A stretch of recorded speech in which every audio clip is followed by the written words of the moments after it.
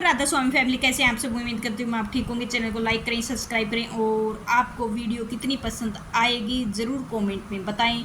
और सत्संग शुरू करने से पहले मैं राधा स्वामी बोलती हूँ, जी राधा स्वामी जी, जी राधा स्वामी जी, जी राधा स्वामी जी।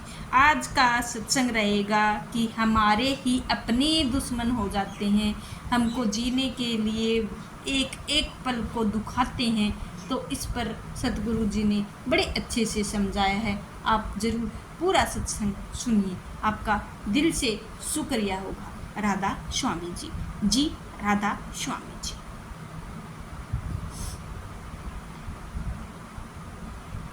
जब परिवार तुम्हारे विरुद्ध हो जाए, जीवन साथी तुम्हारे आत्मा को नहीं देख सके, जब बच्चे तुम्हारे को त्याग को व्यर्थ समझते हैं, तब समझाया है सतगुरु ने, यह मत सोचो कि तुम अकेले हो, यह मत सोचो कि तुम्हारे साथ अन्याय हो रहा है, बल्कि यह सोचो कि अब तुम्हें अवसर मिला है अपने भीतर की शक्ति को पहचानने का।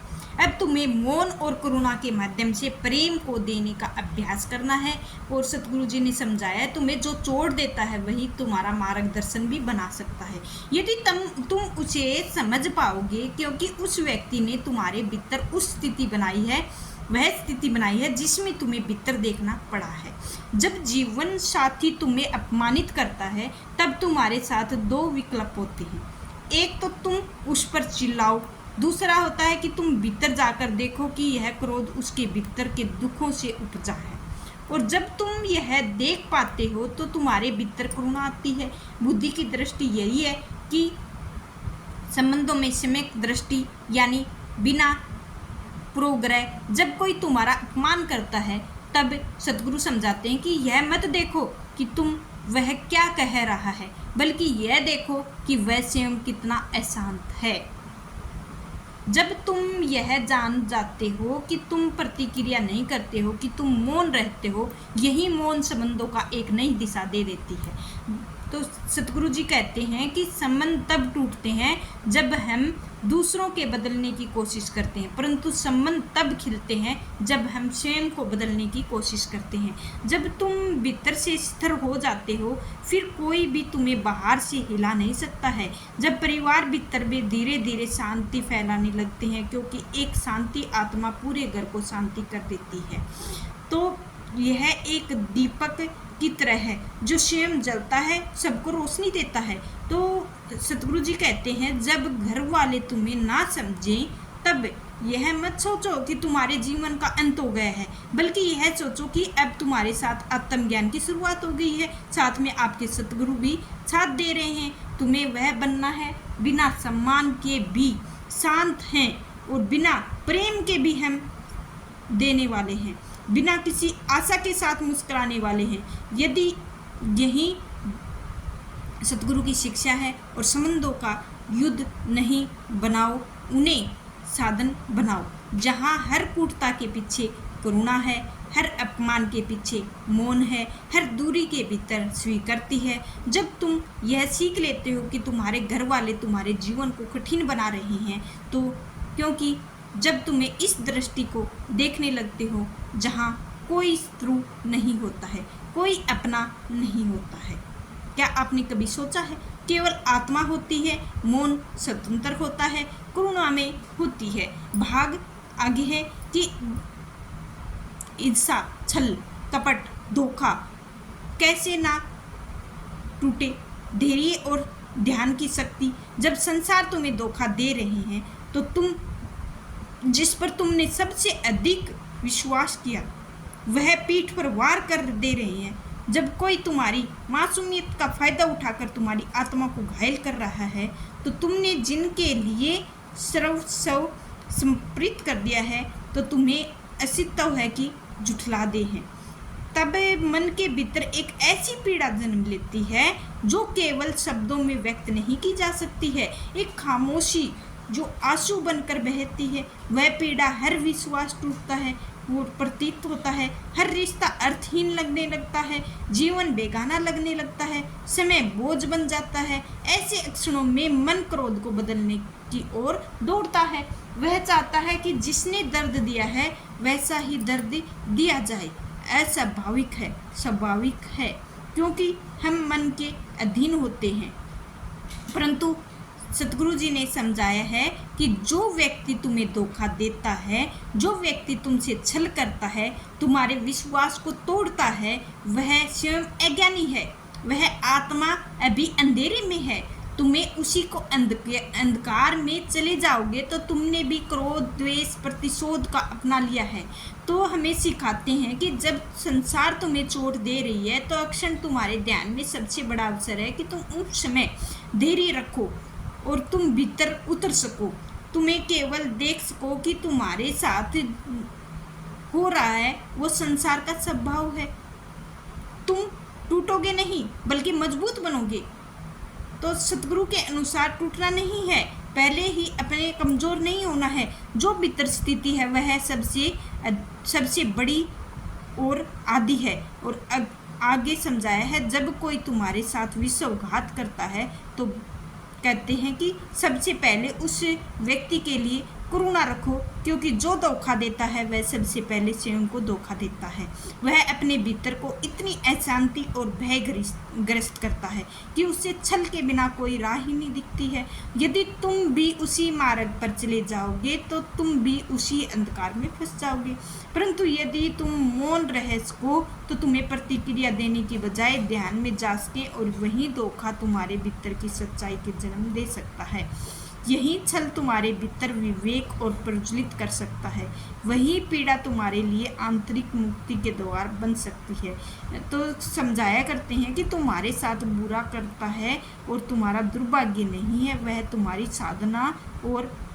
साधना है, क्योंकि जिसने तुम्हें साया है वह केवल क्षणिक सुख दे गया है, और पर जिसने तुम्हें तोड़ा है, तुम्हें भीतर तक तोड़ा है, देखने का अवसर दे रहा है। कि इसीलिए जब कोई धोखा दे रहा है तो रो मत, क्रोधित मत हो, बदले की भावना से मत भर जाओ, बल्कि वहीं रुक कर भीतर झांको और देखो अनुभव की तुम्हें क्या सीख मिल रही है।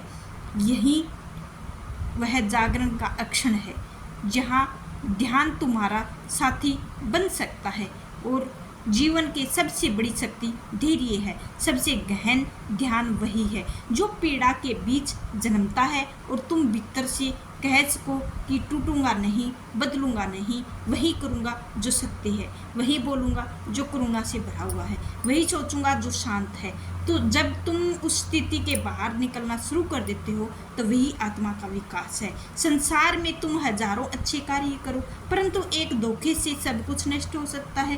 परंतु यदि तुम ध्यान में रखो, एक धोखा तुम्हारे हजारों गुणाओं को बेहतर बना सकता है, क्योंकि वह पीड़ा तुम्हारे भीतर की शक्ति को जगाती है।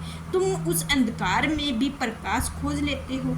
तो सतगुरु जी ने समझाया है कि अपने दुखों को नहीं डरना है, स्वीकार करना है, हर पीड़ा को एक साधन मानकर सहना है और अमृत ढूंढ लेना है। जब तक आप लोगों को तुम्हारा शोषण कर रहे हैं, तुम्हारे साथ अन्याय कर रहे हैं, जब तुम्हारी अच्छाई का उपहास बनेंगे तब समझाते हैं कि एक क्षण में ठहरो कि सोचो कि क्या वह संसार जिसमें तुम्हें सच्चाई की आशा करते हो, क्या यह वही लोग हैं जिन्हें तुम्हें निश्चल और प्रेम की आशा करते थे? यदि हाँ तो वह तुम्हारा मोह है। यदि तुम्हारा भ्रम है जो टूटना चाहिए, संसार की निंदा, धोखा, क्रूरता, यह सब कुछ एक दर्पण है, तुम्हें दिखाते हैं। और तुम भी अब इस संसार में कुछ चाहते हो तो जब भी तुम आशा त्याग दोगे तभी तुम्हें मुक्ति पा सकोगे। धोखा दे रहे हैं तो कोई तुम्हें छल दे सकता है, तो कोई तुम्हें मन की स्थिति में होगा, बाहर कोई हलचल, तुम्हारे भीतर भी कोई उथल पुथल नहीं ला सकता है। यही ध्यान, यही मुक्ति और यही हमें सतगुरु शिक्षा देते हैं कि जब संसार तुम्हारे साथ छल करे, भीतर शांत रहो। संसार तुम्हें गिराएगा, तुम्हें भीतर से नहीं गिरना है, उठते रहना है भीतर से। संसार तुम्हें तोड़े तब भी तुम्हें अपने भीतर से और अधिक दृढ़ बनना है। यही एक्शन है जो तुम्हें ऊंचाई को छू लेगा। ना कोई धोखा, ना कोई पीड़ा, केवल मौन है।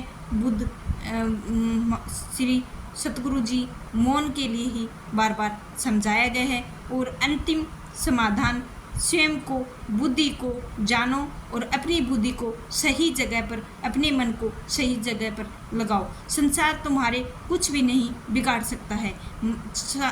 सतगुरु जी जब कोई तुम्हारा जीवन कठिन बना रहा है, तो जब संसार तुम्हें झूठा साबित कर रहा है, तुम अपनों की नज़रों के किनारा ले लें और हर ओर से तिरस्कार मिले तो तुम्हें कुछ नहीं कहना ना बचे। सब कुछ अपने जीवन में कुछ नहीं रहा। यदि तुम्हारे पीछे कुछ अंदर अडिग बचा हुआ है, मौन गहरा और सुनेता भीतर पुकार होती है, समझ लेना है तुम्हारी यात्रा शुरू होने वाली है।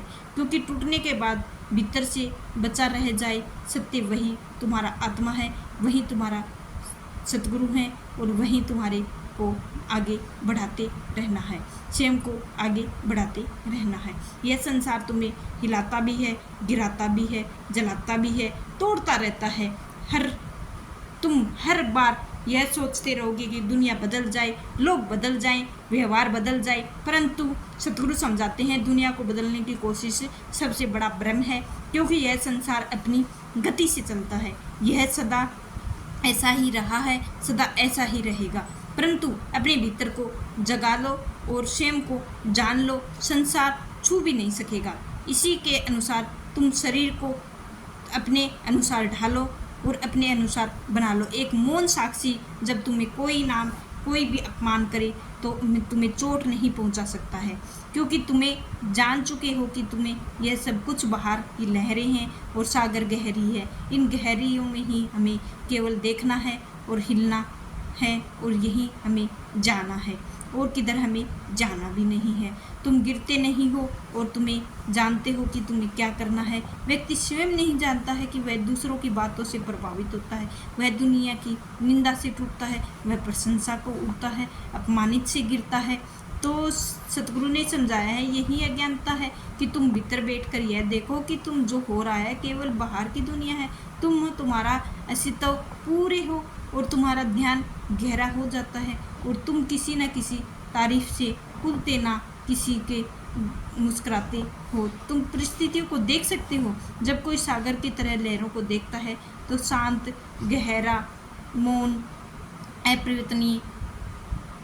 तो सतगुरु ने अंतिम उपदेश यही दिया है कि भव स्वयं अपना दीपक बनो और स्वयं अपने लिए प्रकाश बनो। जब कोई तुम्हारी शिक्षा ना दे, जब कोई चारों ओर अंधकार हो जाए, तो तुम्हारे अपने को भी तुम्हें ना समझना है। भीतर अपने मौन में बैठो और देखो, वहाँ एक ऐसा अच्छा स्रोत होता है, कभी बुझता ही नहीं है, कभी कमी नहीं होता है, सदा तुम्हारे साथ रहता है, तुम्हारा साथ सत्य देता है और वही तुम्हारा समाधान है। जब तुम उसे देख लेते हो तो फिर संसार चाहे कुछ भी ले हो, वह तुम्हारा कुछ नहीं बिगाड़ सकता है, क्योंकि जब तक तुम संसार के बाहर नहीं भीतर ही हो तब तक तुम्हारी प्रतिक्रिया नहीं कर सकता है। तुम केवल उपस्थित हो, यही उपस्थिति ध्यान में है।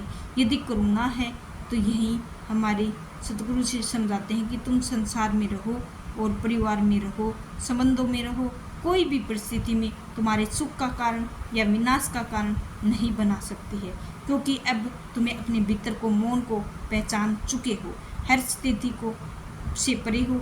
तुम समझ चुके हो कि दुख बाहर से नहीं आता है, भीतर की प्रतिक्रिया से जन्म लेता है। जब प्रतिक्रिया ही नहीं रही तो दुख का कोई अस्तित्व ही नहीं रह जाता है।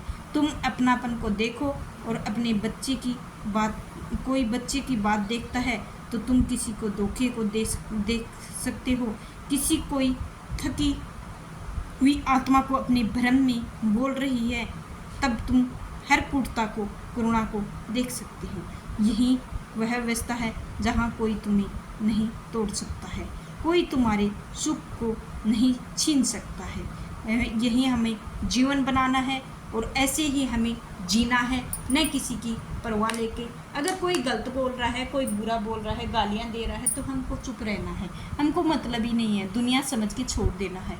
हमें सिर्फ अपने सतगुरु के हिसाब से, सतगुरु की रजा में रहना है। तो आपको यह वीडियो कैसी लगी ज़रूर बताएं और शेयर बहुत करें। आपका दिल से शुक्रिया होगा। सब्सक्राइब ज़रूर करें, आपका दिल से शुक्रिया होगा। कमेंट में राधा स्वामी जरूर लिखें, दिल से शुक्रिया होगा। राधा स्वामी जी, जी राधा स्वामी जी, जी राधा स्वामी जी।